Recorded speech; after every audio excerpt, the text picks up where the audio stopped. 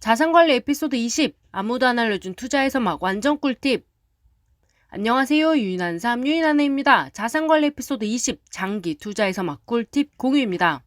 투자에서 막 이번 영상 이름 엄청 거창하고 웅장하죠? 이름만큼 주제도 대단한 내용입니다. 유인한의 채널의 존재 이유가 되고 제가 만드는 모든 자산관리 영상에 초석이 되는 내용입니다. 그래서 이번 영상은 오로지 제 생각에만 의존한 내용을 최대한 직설적으로 전달할 예정이라 불편한 내용이 있을 수 있으니 감안하셔서 보시기 바랍니다. 간단한 예로 시작해 보겠습니다. 여러분의 45세 모습을 선택할 수 있다고 가정하겠습니다. 아직 많이 남으셨겠지만 상상해 보세요. 세 가지 보기가 있습니다. 한 사람은 로또 1등 당첨자입니다. 어제 당첨돼서 오늘 19억 원을 찾으러 가는 사람입니다. 두 번째 사람은 부모님이 서울에 아파트를 사준 금수저입니다. 아파트 가격은 19억 원입니다. 세 번째 사람은 열심히 일해서 자산 규모 19억 원에 내 돈을 내가 모은 사람입니다. 여러분의 45세 어떤 이의 삶을 원하시나요? 네, 1등 금수저 맞습니다. 저도 인정합니다. 1등은 금수저 맞습니다. 그들만의 고충이 있겠지만 부모님 말씀 잘 듣고 주어진 환경에서 잘 살았는데 19억 아파트면 굿굿이죠.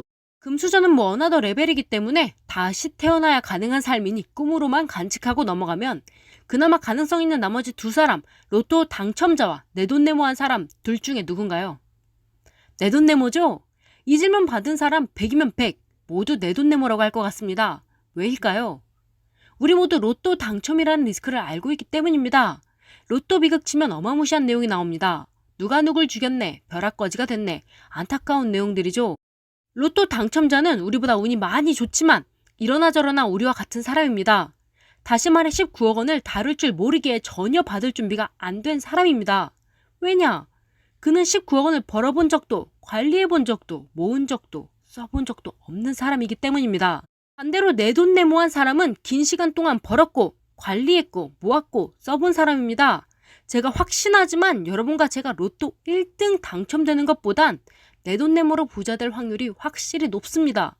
왜냐하면 제 주변에 19억 모은 사람은 있어도 로또 1등 당첨자는 없습니다.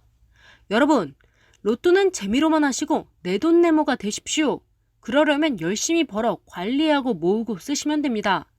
투자에서 막 이 네 가지입니다. 내 시간당 가치를 높여 열심히 버십시오. 방법은 승진이 될 수도 있고 이직이 될 수도 있고 사업이 될 수 있습니다. 요즘 제 주변에 사업하는 사람이 많습니다. 회사를 다니는 것보다 그게 훨씬 낫고 뛰어들 용기가 있다면 그렇게 하십시오. 아니면 승진 혹은 이직을 위해 본인 시간을 투자하여 공부하십시오. 열심히 번 돈 관리하십시오. 관리는 분배 개념으로 보시면 됩니다.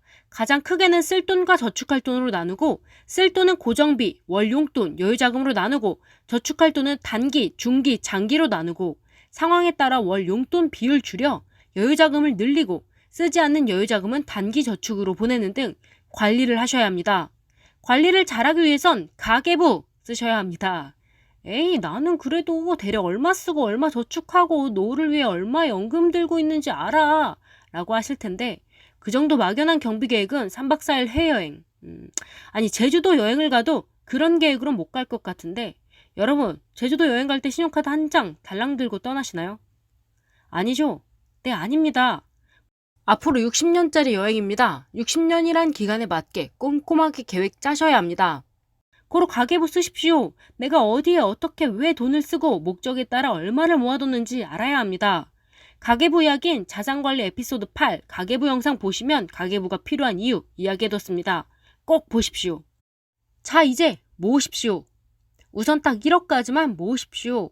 투자를 통한 제대로 된 자산 증식은 그 이후에 이야기해도 늦지 않습니다. 근로소득을 기반으로 1억을 모으십시오. 1억을 모으는 과정은 엄청 지루할 것입니다. 과연 가능한 일이긴 한가 싶으실 텐데 우선 모으고 나서 여러분이 투자에 눈을 뜨시면 여러분이 모은 1억은 몇 천만 원이라는 친구를 초대해 사이좋게 지내고 있을 겁니다. 또 1억이란 금액은 금액도 금액이지만 여러분은 1억을 모으는 기간 동안 엄청난 경험을 하게 될 것입니다. 왜냐면 그 기간 동안 이것저것 찔러보며 나만의 투자법을 찾게 되실 겁니다. 1억을 모았을 때 나는 단기적 투자가 맞고 기간에 대한 리스크는 채권이나 금으로 채우면 돼 라는 나만의 투자 방법이 생길 겁니다. 그럼 갑작스레 19억을 받더라도 우린 잘 관리할 수 있을 겁니다. 드디어 쓰자입니다.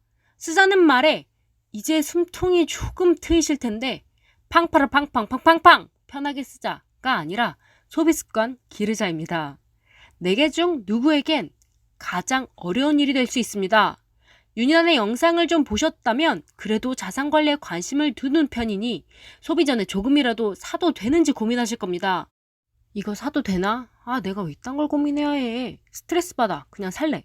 로 결론이 날 수도 있을 텐데 순간이라도 돈을 쓸지 고민이 되었다면 그 소비는 안 하셔도 되는 소비입니다. 생필품 같이 정말 필요한 거였다면 고민 없이 사셨을 겁니다. 굳이 그 소비 하시겠다면 말리지 않겠습니다. 다만 몇 달 후 보십시오. 그 물건 얼마나 잘 쓰이고 있는지. 저는 돈의 가치보다 시간의 가치를 매우 높이 평가합니다.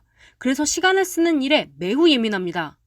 은행에 넣어둔 돈은 시간이란 개념이 더해지면 이자가 생깁니다. 하지만 시간이란 개념에 돈을 더한들 달라지는 건 없습니다. 내 하루의 시간은 정해져 있고 1년이란 시간은 절대적으로 정해져 있습니다. 돈은 있을 수도 없을 수도 있지만 시간은 항상 내게 있어야 하고 온전히 내 것입니다. 내게 주어진 절대적인 시간을 상대적으로 잘 쓰기 위해 노력하셔야 합니다. 여러분, 소비란 내 하루 24시간 중 출퇴근 포함 12시간을 갈아 넣은 제 삶과 맞바꾼 돈을 쓰는 일입니다. 특정 오너와 다수 주주를 위해 내 시간과 스트레스를 갈아 넣어 받은 돈을 쓰는 일인데 그 정도 고민하셔야 합니다. 이번 기회에 소비습관 제대로 익히십시오. 자산관리의 기본 중 기본이 소비습관입니다. 기본을 잘 다져 밑 빠진 독에 물 붓는 일 없게 만드십시오. 여러분의 독을 빠뜨리고도 남을 정도로 소비 많지 않으신다면요. 이렇게 극단적으로 소비를 말할 필요가 있나 싶으실 텐데 국어사전의 소비란 돈이나 물자, 시간, 노력 따위를 들이거나 써서 없앰이라고 정의합니다. 소비는 돈, 시간, 노력을 써서 없애는 일입니다. 아까워하셔야 합니다. 항상 모든 소비 전에 고민하십시오. 삶의 일부를 갈아 넣었다는 전자에 그 어떤 소비도 아깝지 않은 소비는 없습니다. 합리화하지 마십시오. 가치가 소모되지 않는 자산의 소유권을 사는 것은 소비가 아니라 교환입니다. 여러분, 소비하지 말고 교환하십시오. 이 4가지 과정이 45세 자산 규모 19억 원이 될 수 있는 투자의 서막입니다. 앞으로 몇 년 남았나요? 여러분의 절대적인 시간, 상대적으로 잘 활용하시면 충분히 가능한 일입니다.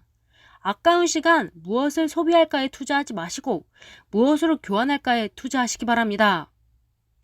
여기까지가 오늘 소개한 투자의 서막 꿀팁 영상입니다. 정보가 유용하였다면 구독과 좋아요 부탁드립니다. 다음 주엔 더 유용한 정보 갖고 오겠습니다. 감사합니다.